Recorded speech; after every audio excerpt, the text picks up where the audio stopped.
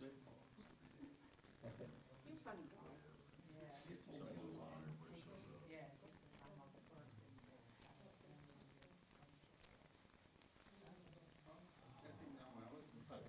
Dang, and now we're gonna wait till the last minute, I guess.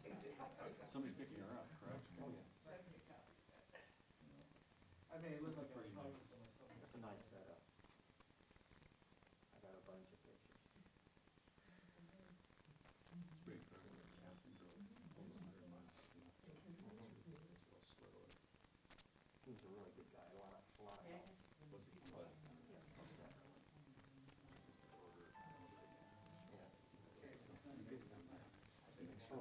He was so, when he started looking through stuff, he was so happy that he came down and looking at the older uniforms and stuff, you know.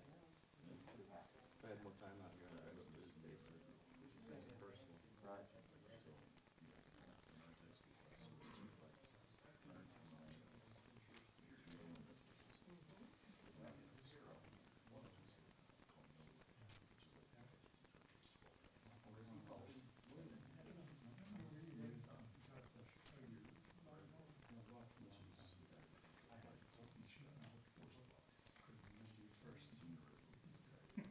And you know, it's nice to see you.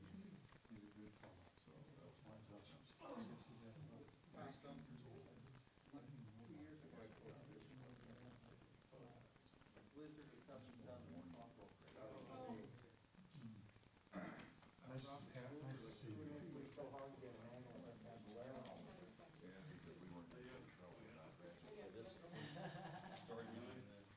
Yeah, I heard the guy on the buffer, who loves the girls.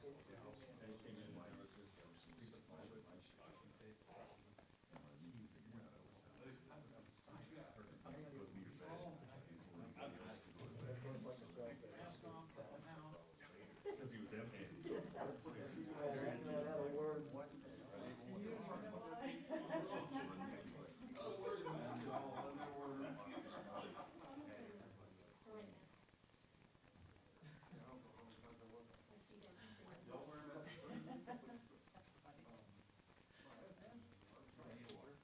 Thank you.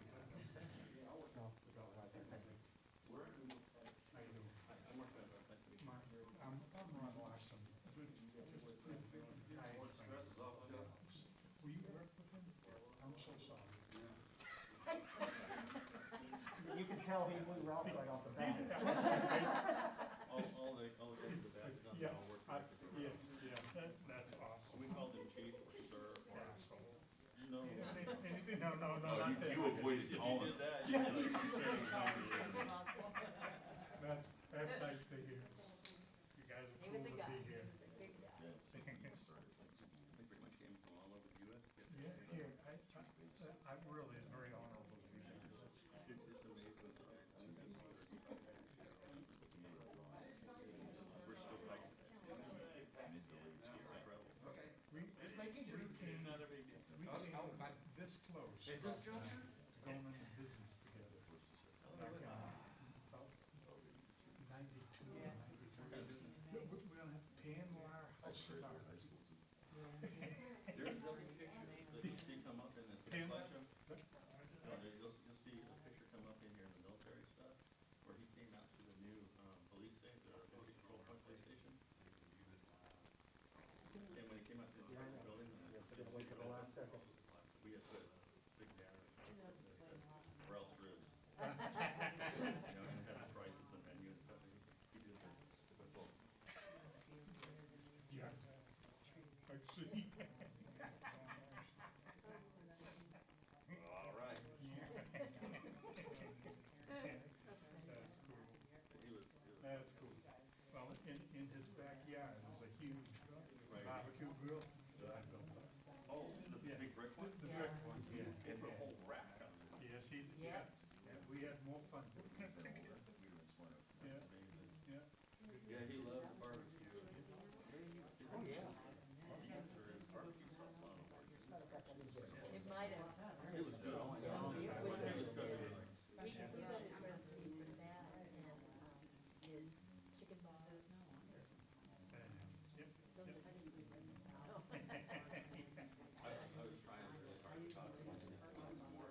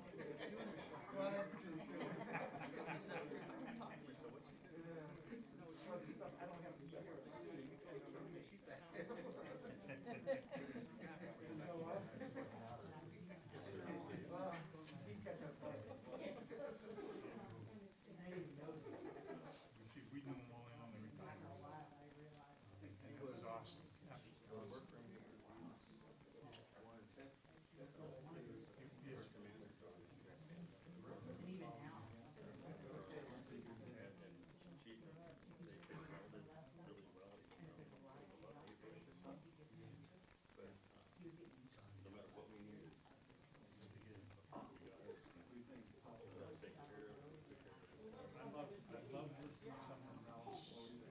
You're gonna see some of the projects that this team is involved in. Show you some of that stuff. Yeah, Some of that stuff. I think it's like, I noticed the Oh, When we came over here yesterday. That's awesome. She was just. That's awesome, that's awesome. He used to tell me stories. Stuff.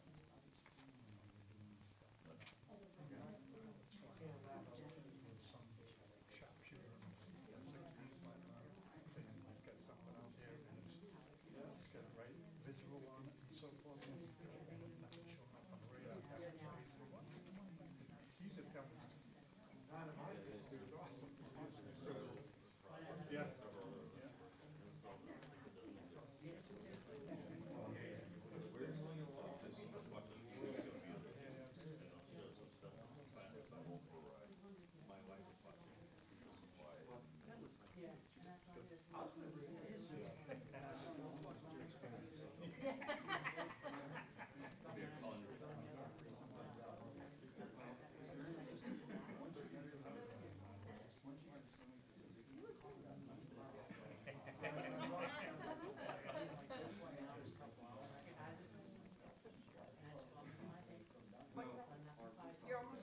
And then he usually will come to me and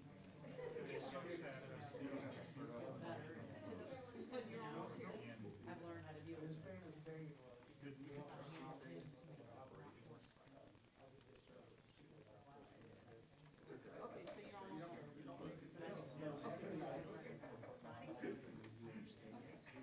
Okay. And he did a lot of non-verbal. Yes, sir. Yeah. The look. And it's funny, if there were 3 or 4 of us standing, you know, one of them was not so. I just got my orders. That's cool, that's cool.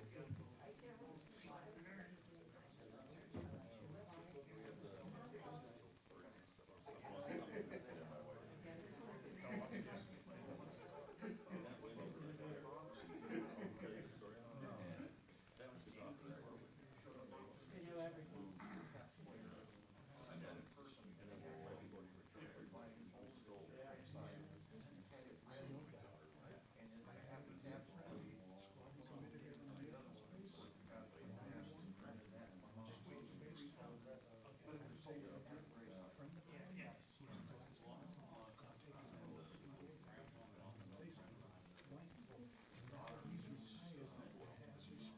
was made that way.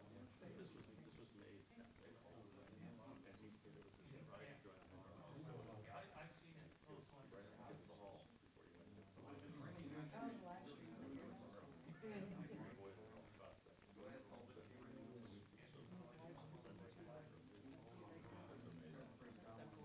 Showed up. Well, for people that can't come. That's all. And she said she was on, she couldn't see. And then there's one of the Yeah, stores the that- police was on his desk. Oh, that's the camera right there. When they were buffing the floor, it got away from him. Came around and snatched the window.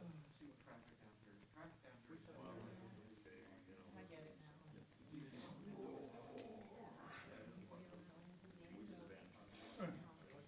We went over to the wood.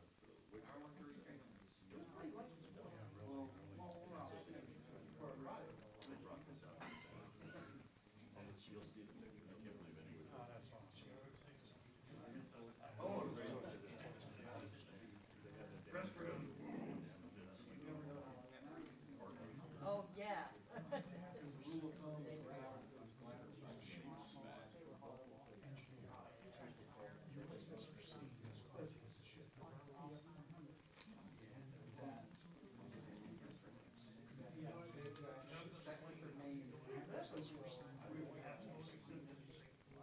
I've been doing it all on the long flight.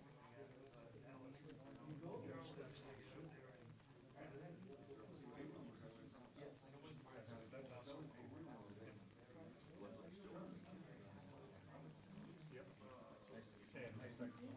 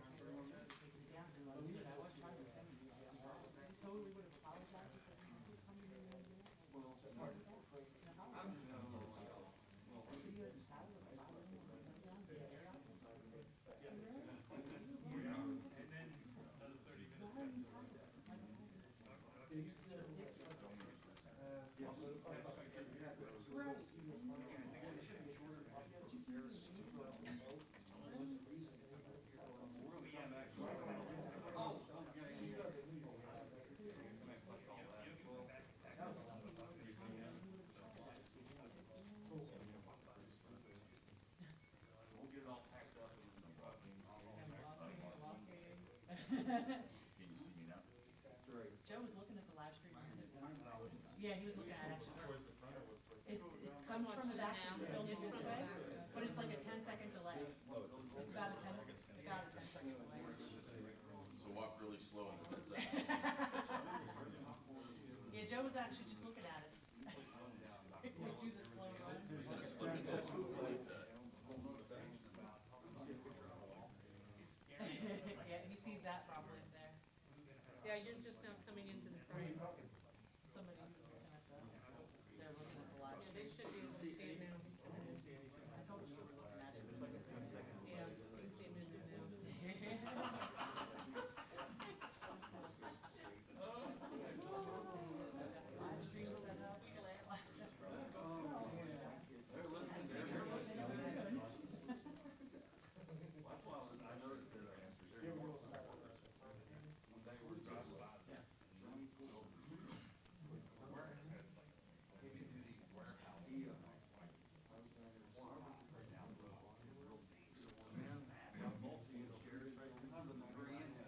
It's on.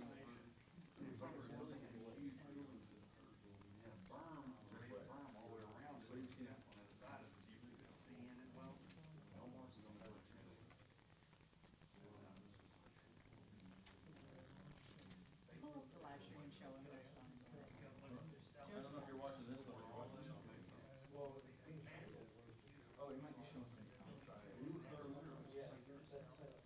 It was showing right from there because Joe had it. So if you can,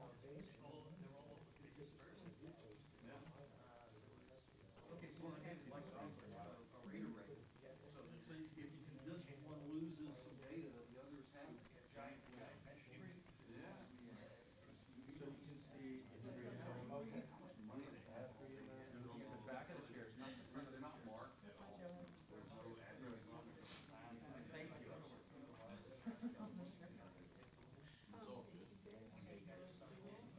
I'm gonna walk back towards the podium. I don't even know mom on that when she found it. Then you go to, and then the physical service.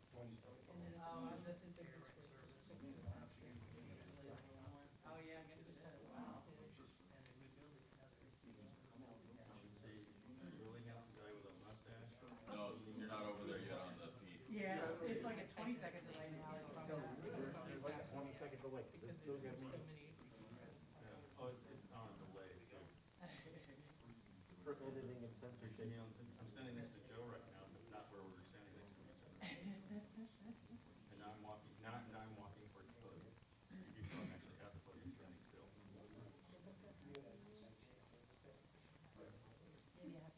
Yeah, yeah. No. There's, see the podium? See the uniform jacket? In the center of the screen. Now Joe just walks up. Yeah, because it's 20-second delay. There's like two of us standing. Okay, thank you so much. See the windows in the room. Turn your phone. You want me to send your code number here? There's a fireman sign thing in the lower, right corner. Just ask family and friends to go ahead and pay. You're watching this, and I guess there's a second room.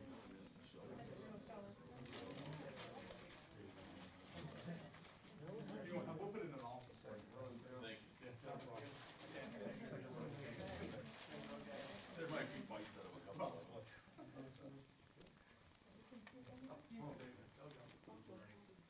And how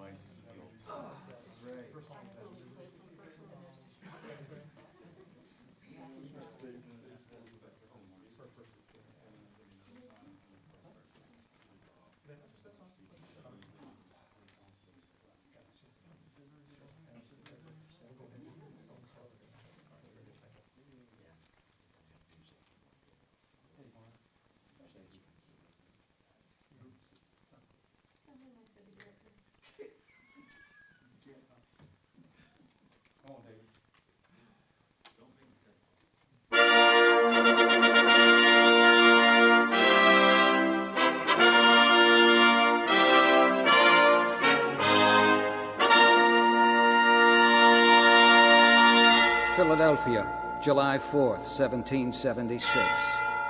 Here they meet to forge from ancient old world ways a new vision, a vision of freedom for themselves and for their posterity. On this day they light a torch, a lamp, a beacon for the ages. On this day a new republic turns spark to flame and bathes a world once dark in hard-won freedom's light.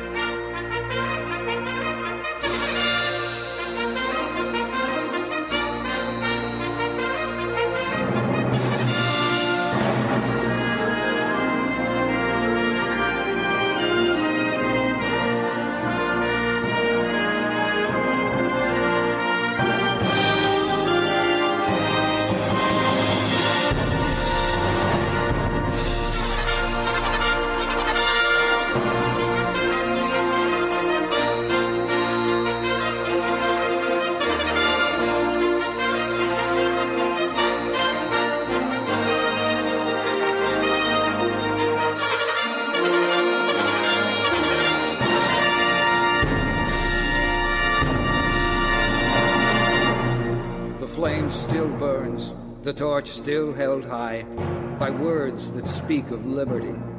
Give me your tired, your poor, your huddled masses yearning to breathe free. And there are other words, new words, the words of John Fitzgerald Kennedy. The same revolutionary beliefs for which our forefathers fought are still at issue. The belief that the rights of man come not from the generosity of the state, but from the hand of God. We dare not forget that we are heirs of that first revolution. That is what John Kennedy said. He said, "Let the word go forth from this time and place to friend and foe alike, that the torch has been passed to a new generation of Americans, born in this century, tempered by war, disciplined by a hard and bitter peace, proud of our ancient heritage, and unwilling to permit the slow undoing of those human rights to which this nation has always been committed."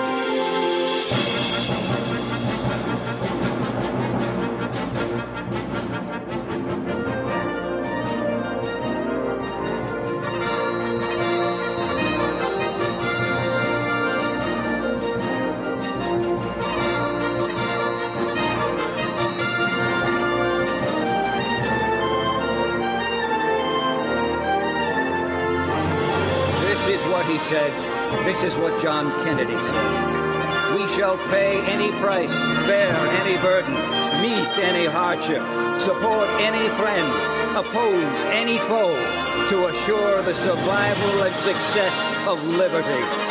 This much we pledge, and more."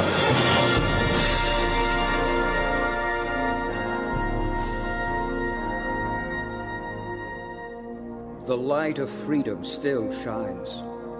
It is our task. It is the task of this generation of Americans to keep it strong and bright. In this task, we shall not fail.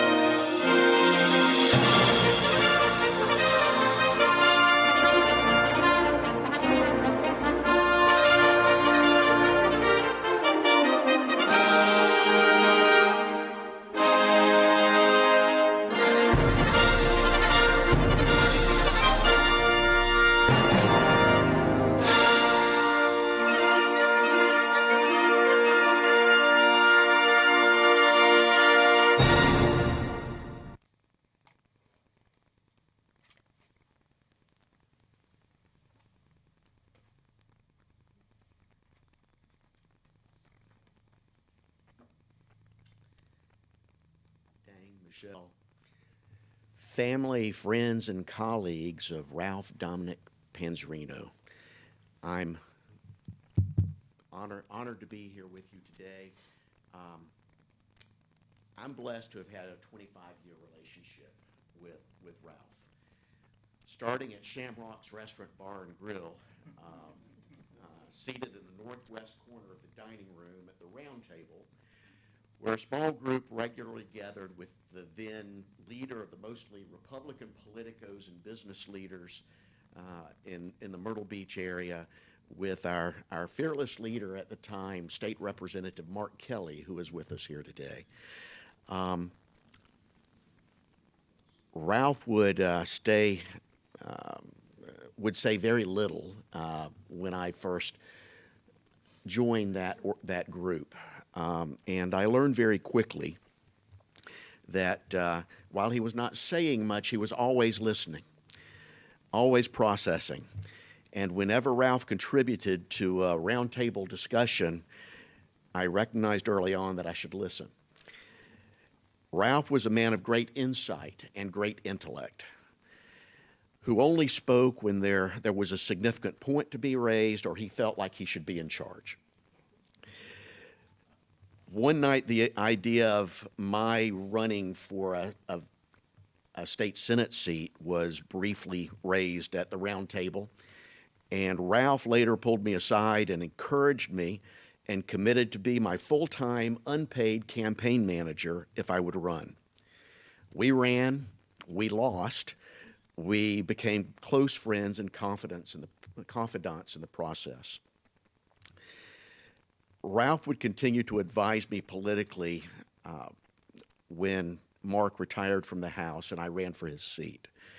For the next nearly 20 years, Ralph was a trusted source of advice and reason. His understanding of politics, strategy, and most importantly, human nature were uncanny and insightful. Literally, for years, there was rarely a day that Ralph and I didn't speak. He was more than a counselor or advisor. Ralph was a trusted brother who's...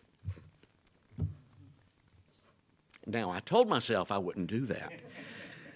Ralph was a trusted brother whose friendship enriched my life. So, this is not an easy task that I have today, but Ralph gave me no choice. In true Ralph-like fashion, he authored the program for his memorial service. The proceedings are as he dictated. Chief Master Sergeant Ralph D. Panzrino is from Palatka, Florida. He would not describe his childhood and youth as enjoyable. Ralph once described his childhood to me, and in particular his teenage years, as difficult and harsh.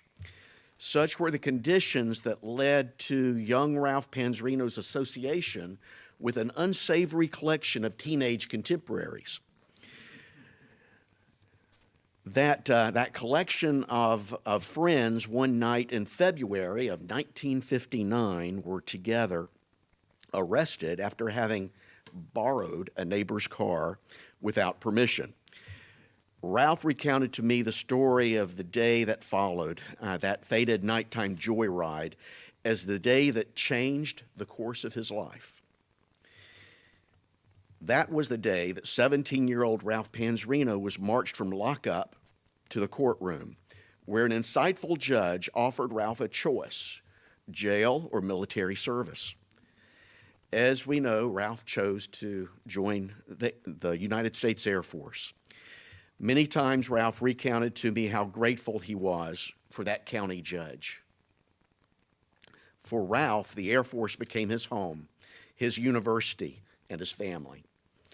It was a place where he applied his keen intellect to learn about the principles of service, duty, honor, and loyalty. Young Ralph completed his basic training at Lackland Air Force Base, San Antonio, Texas, in June of 1959 at 17 years of age. He was assigned to the 321st Combat Defense Squadron, McCoy Air Force Base, Orlando, Florida. Subsequently, he was assigned to the 19th Air Refueling Squadron, Otis Air Force Base, in Falmouth, Massachusetts. It was there that Ralph's first daughter, Angela, was born. Next, he was assigned to the 4081st Combat Defense Squadron, Ernest Harmon Air Force Base, Stephenville, Newfoundland, Canada, from October 1963 to April 1966. Michelle, Ralph's second child, was born while Ralph was serving with the 481st. Next, Ralph was assigned to the 809th Security Police Squadron, Francis E. Warren Air Force Base in Cheyenne, Wyoming, and then to the 35th Security Police Squadron, Phan Rang Air Base, Republic of Vietnam, from October 1969 to October 1970, where he served as the night controller for the Installation Coordination Center, the only such Air Force activity in Vietnam. In this capacity, he was responsible for coordinating all Republic of Korea Army ambushes, Royal Australian Air Force Airfield Defense Guards ambushes, notifying and directing U.S. Army and Navy artillery support for ground units in contact with enemy forces, and obtaining and directing Shadow and Stinger gunship support for units in ground contact with enemy units. He nightly decided upon and directed all harassment and interdiction fire for more than 100 light weapons positions, several heavy weapons positions, including mortars and 2 batteries of Republic of Korea Army 105 millimeter howitzers. He was also on flying status as an aerial observer with the United States Army Forward Air Controller Seahorse Unit, and served as the Air Force's liaison with off-base intelligence units. For his service in Vietnam, he was awarded the Bronze Star Medal and the Republic of Vietnam Cross of Gallantry with Palm. Following his assignment in Vietnam, he was assigned to 99th Security Police Squadron, Westover Air Force Base, Chicopee Falls, Massachusetts, during which time he also served at Anderson Air Force Base, Guam, with Operation Linebacker 2. He was then, from 1972 to 1975, assigned to the 90th Police Group, Francis E. Warren Air Force Base in Cheyenne, Wyoming. Following his service in Wyoming, he was assigned to Nakhon Phanom Royal Thai Air Base, Nakhon Phanom, Thailand, from July 1975 to October 1975, at which time he and a small group of security police under his command, who had secured the base upon the departure of all other Air Force personnel, officially turned the base over to the government of Thailand. After leading the last contingent of military personnel out of Nakhon Phanom, he was reassigned to the 656th Security Police Squadron, U Tapeo Royal Thai Air Base, U Tapeo, Thailand, from October of 1975 to May of 1976. For his services in Thailand, he was awarded the Thai Order of Merit, First Class, by the government of Thailand. While stationed in Thailand, Ralph met his future wife, the former Bunma Tarak, or Dang, who was at his side for the remainder of Ralph's life. His subsequent assignments were to 90th Security Police Group, Francis E. Warren Air Force Base, Cheyenne, Wyoming, the 354th Security Police Squadron in Myrtle Beach, South Carolina, the 4450th Tactical Group, Nellis Air Force Base, Las Vegas, Nevada, the 4461st Support Group, Nellis Air Force Base, Las Vegas, Nevada. During his last assignment with the 4450th Tactical Group and then the 4461st Support Group, he was responsible for establishing a security police unit to support a highly classified Air Force Chief of Staff special activity. I don't know a whole lot about that special assignment. He wouldn't talk about it, other than it was had something to do with what's colloquially known as Area 51. And I understand that many of his colleagues during that period of service are here with us today. Ralph loved you all and was grateful for his service with you. His personal decorations include the Bronze Star Medal, Meritorious Service Medal, and Oak Leaf Cluster, Air Force Commendation Medal with Oak Leaf Cluster, Thai Order of Merit First Class, and Republic of Vietnam Cross of Gallantry with Palm.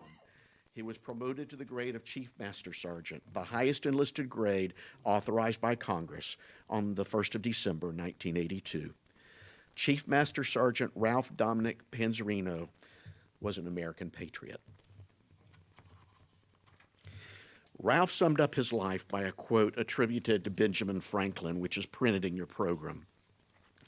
Were it offered to my choice, I should have no obligation to a repetition of the same life from its beginning, only asking the advantages authors have in a second edition to correct some faults in the first. Ralph was a great fan of Winston Churchill, Winnie, as he referred to him.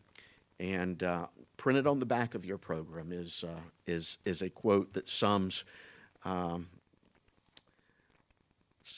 Ralph's life in a succinct way. The only guide to a man is his conscience. The only shield to his memory is the rectitude and sincerity of his actions. It is very imprudent to walk through life without this shield, because we are so often mocked by the failure of our hopes and the upsetting of our calculations. But with this shield, however the fates may play, we march always in the ranks of honor. Theodore Roosevelt's first speech following his service as President of the United States of America was delivered at the Sorbonne in Paris in 1910. That speech was entitled Citizenship in a Republic, and it's more commonly known as the Man in the Arena speech. Within that 42-page speech, Roosevelt summed up his philosophy on how best to live life. And a celebrated excerpt of that speech, in my view, sums up Ralph's life. It is not the critic who counts, not the one who points out how the strong man stumbled or how the doer of deeds might have done them better. The credit belongs to the man who is actually in the arena, whose face is marred with sweat and dust and blood, who strives valiantly, who errs and comes short again and again, who knows the great enthusiasms, the great devotions, and spends himself in a worthy cause, who, if he wins, knows the triumph of high achievement, and who, if he fails, at least fails while daring greatly, so that his place shall never be with those cold and timid souls who know neither victory nor defeat.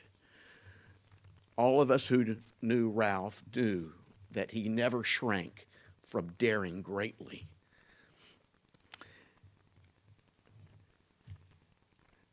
Ladies and gentlemen, we will now follow the program. The musical selections noted in the program were all chosen by Ralph. After the next musical selection, we'll hear from Gene Spivey, who Ralph describes as his good friend and a Republican for all the right reasons.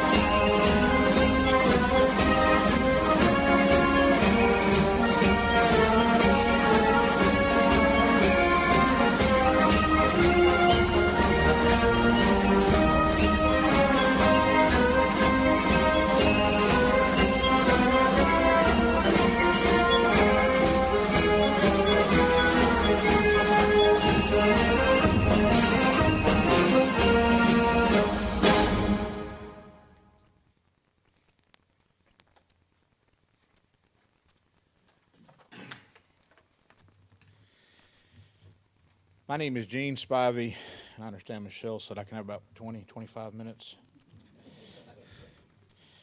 For those of you who don't know me, I serve on the Board of Trustees at Coastal Carolina University. And in that role, I deal with a bunch of smart people. People who have lots of letters after their name, MBA, JD, PhD, among others. And I can tell you without a doubt, none of them were as smart as this guy right here. Ralph could write. Lots of people can write. But Ralph was not just a writer. His gift in writing was if you told him we need 12 seconds on education, another 14 seconds on infrastructure, add a candidate's tagline of 4 seconds, you had a 30-second spot. He certainly had a gift to tell what needed to be told, but had the clock running in his head. Ralph and I had a very successful political consulting firm we laughingly called Spy Pan Consortium. Our strength was we only worked for people we wanted to, and we didn't get compensated. We did take an occasional beer or lunch for it. Heather, if she was here, I'd say thank you. But if a candidate turned us off early or did something we didn't care for, we said, screw it, we're out. Again, Thad isn't here, so. Not taking monetary compensation gave us the freedom to do only work for who we wanted and when we wanted. I remember one day calling Ralph and telling him I had a guy I wanted him to meet. I said he had some people raising money for him, and he just wanted some help with signs and getting some grassroots stuff going. As per usual, he balked at first, but I said, come on with me and meet this guy. I'm pretty sure he has the Alan Clemens seal of approval. Of course, we didn't know at the time just how good and how high Senator Tim Scott's star would rise. Some of the most fun we had was sign detail, especially late at night or early in the morning. Typically Ralph driving and me jumping out at any given intersection and putting up a sign or 8. There are still, however, a few campaign events, hijinks, that I won't be going into due to the fact that I'm not sure if the statute of limitations has run out yet. Getting away from politics, I'm going to let you guys in on a secret. Some of you may have noticed my tie. It is an official Gryffindor house tie. Ralph and I were two of the biggest closet Harry Potter fans around. I remember one morning opening my email, and it was the extended preview of like the 3rd movie in the series. Ralph had scoured the internet and found it. We talked for an hour about what did that mean, or do you think that's how the director interpreted that? We talked, debated, argued the details of all aspects Harry Potter after each book, after each movie. We would talk for hours on the intricacies of the story. Ralph and I were both convinced our invitation to join Hogwarts and be members of Gryffindor House were long overdue. My other remembrance of Ralph was he was at the very first football game at Coastal Carolina. Being on the board, I had secured for myself a perfect parking spot for tailgating, but I also made sure Ralph was in the spot next to me. Not so much because he loved football, but because he enjoyed the prep and the serving of the food. We always had a menu planned out at least a week. I'm pretty sure he had an idea for the season, what was going on the docket in advance, normally not doing the same meal twice in a season. We would have chicken bog, we would have barbecue, or we might have a more elaborate menu, for instance, when we had Dang's egg rolls. He would also have a stir fry as well as another Thai side dish.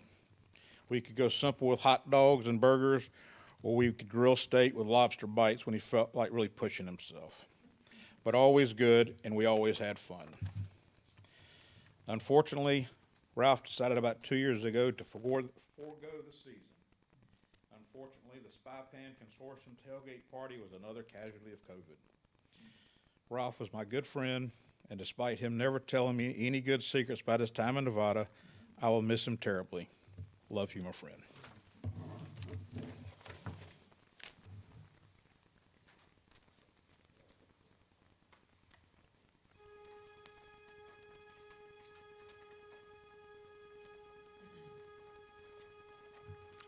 Following the next musical selection, Ralph had asked that State Representative Heather Ammons Crawford share some remarks. Ralph noted in his memorial service instructions that Heather is a, quote, good friend, the ideal combination of brains and intestinal fortitude, and a role model for others, close quote. Unfortunately, Heather called this morning, and she's dealing with a COVID issue, which she didn't care to share with you today. She did ask that I give you her love, and she is so sorry that she can't be with you and all of you here today to share her thoughts. So we will move the speakers up from where they are currently slated in your program. So following the next musical selection, we will hear from Ralph's daughter, Michelle Panzrino Harris.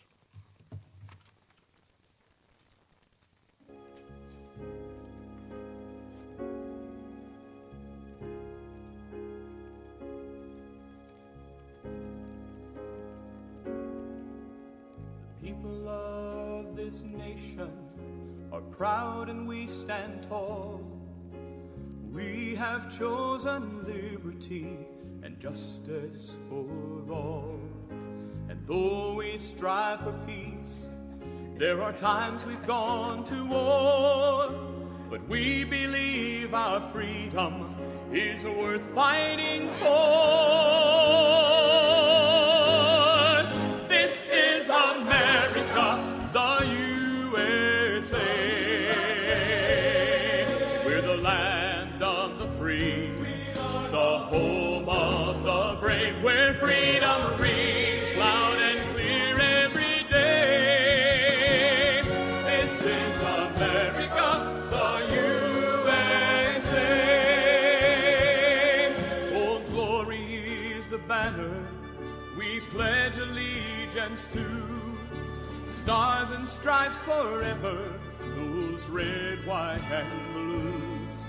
A strong and mighty nation, under God above, we'll stand with pride and tell you, this is the land we love. This is America, the USA. We're the land of the free, the home of the brave, where freedom rings loud and clear every day. This is America, the USA. This is America, the USA. We are the land of the free, the home of the brave, where freedom rings loud and clear every day. This is America, the USA. This is America, the USA.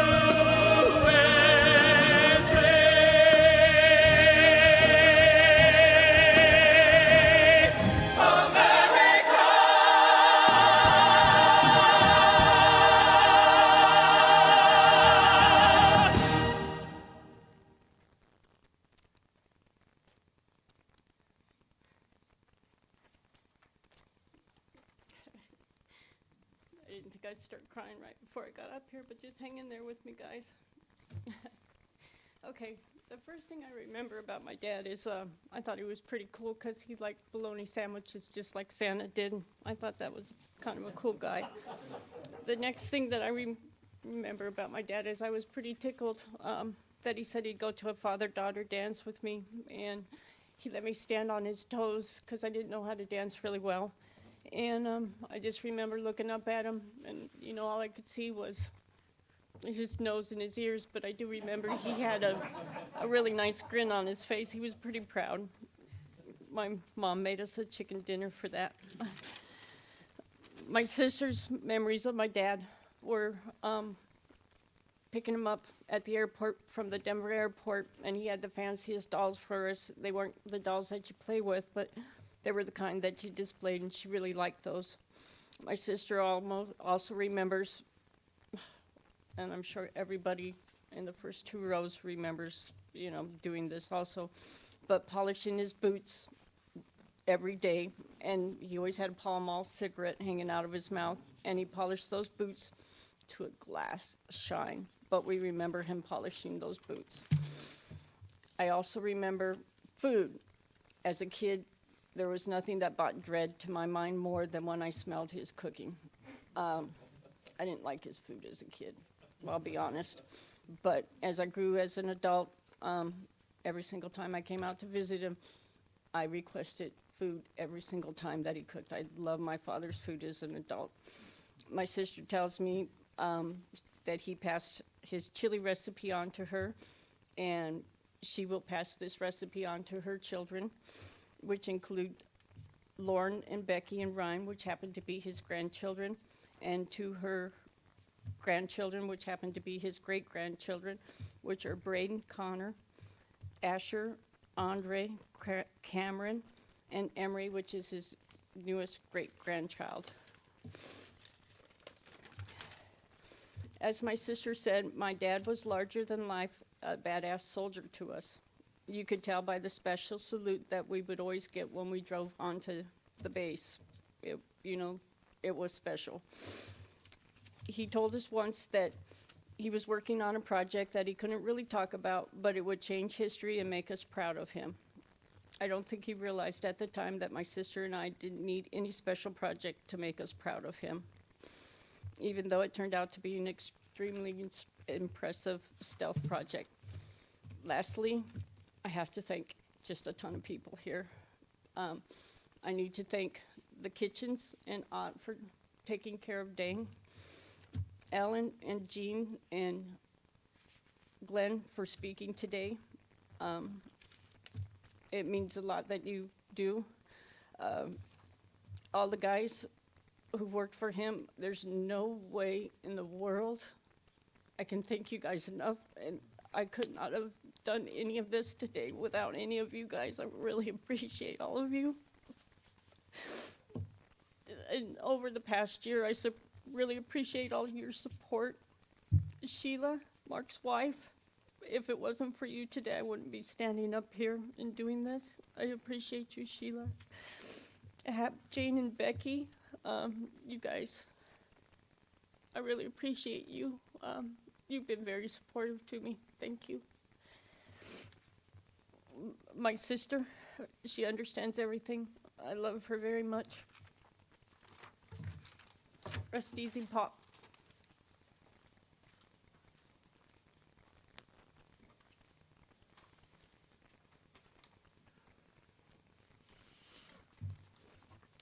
Following the next musical selection, we'll be pleased to hear from Ralph's former boss and friend, Colonel Glenn Techmeyer. And following Colonel Techmeyer's remarks and the musical numbers that follow, that will conclude this portion of, this memorial service. A reminder that Ralph's remains will be interred at the Veterans National Cemetery in Florence at 2 p.m. this afternoon. All of you, of course, are invited to participate in that. Ladies and gentlemen, I'd just like to close by saying that my greatest hope and wish is that the memory of Master Sergeant Ralph D. Panzrino be a blessing to all those who loved him. And may his works stand as a testament to his love and dedication to all those gathered here, but equally to us as citizens of the Republic that he loved and faithfully served.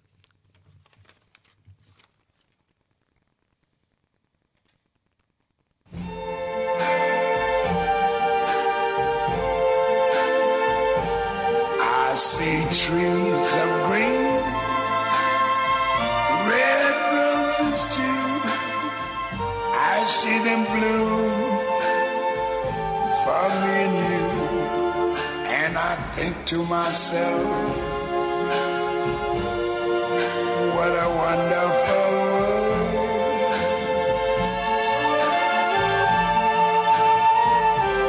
I see skies of blue and clouds of white, the bright blessed day, the dark sacred night.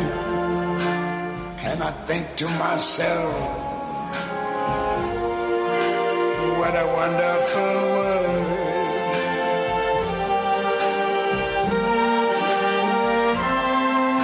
The colors of the rainbow, so pretty in the sky, are also on the faces of people going by. I see friends shaking hands, saying, how do you do? They're really saying, I love you. I hear babies cry. I watch them grow. They learn much more than I never knew. And I think to myself, what a wonderful world.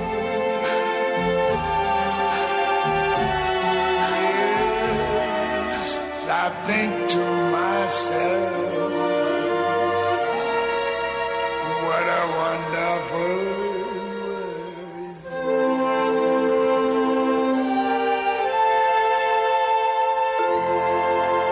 Ooh, yeah.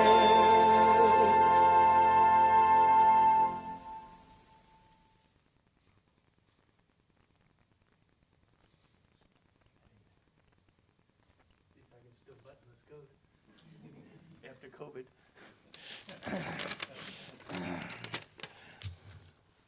Where's that thing?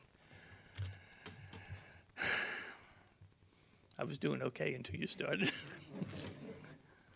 Now, Alan and Jean called him Ralph. Michelle called him Dad. I called him Chief. I was on the first name basis with all my troops except Chief Panzrino. I called him Chief the entire time, and it was out of respect. You've already gone over his military history. It's in the program, but he spent the prime of his life, 28 years, in service to his country. He was a Vietnam veteran when it wasn't very popular to be a Vietnam veteran. He was presented the Bronze Star Medal and all those other awards that were read earlier. I didn't even know he had a Bronze Star. And I was his boss until I read his obituary. That's how unpretentious the man was. He never bragged about those things. His whole Air Force career was stellar, but I know what he was most proud of. The men and women of the 4461st Security Police Squadron. I know that because he told me so. It was a unit that he conceived, he assembled, he obtained the initial resources for, and he dedicated the final years of his Air Force career. His true legacy is sitting out here in front of me. Would you guys stand just for a minute? Members of the 4461st, spouse included. Spouses included, no. Absolutely, spouses are included in that because they made a great sacrifice to that program. We used to disappear at the beginning of the week and reappear at the end of the week, and nobody was allowed to know where we were and what we were doing. That wasn't easy for 3 and 4 and 5 years for some people. This is the chief's military family. I know he hated long speeches. especially from officers. So I'm not going to ramble on. I just wanted to read a quote from Brigadier General Frank Martin, who was the Air Force Chief of Security Police, who Ralph knew when the general was only a colonel. And it was Frank Martin, General Martin, that sent Ralph there to form that unit before there were any officers involved in it. When I told General Martin that Ralph had passed, the chief had passed, he said, "Sad to hear of his loss. Chief Panzrino and the whole gang at Tonopah did the Air Force proud. He was a chief's chief, and then a colonel's friend." I can't say it any better than that. I would just add that he was also a lieutenant colonel's friend as well. Rest in peace, Ralph. I'll see you on the other side.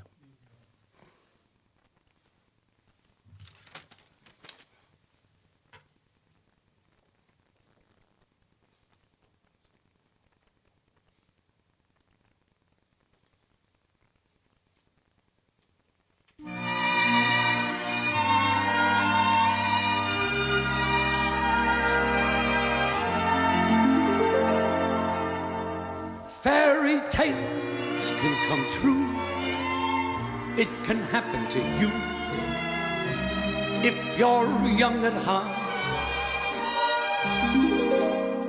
For it's hard, you will find, to be narrow of mind if you're young at heart. You can go to extremes with impossible schemes. You can laugh when your dreams fall apart at the seams, and life becomes exciting with each passing day, and love is either in your heart or on its way. Don't you know that it's worth every treasure on earth to be young at heart? For as rich as you are, it's much better by far to be young at heart. And if you should survive to 105, look at all you'll derive just by being alive. Now here is the best part: you have a head start if you are amongst the very young at heart.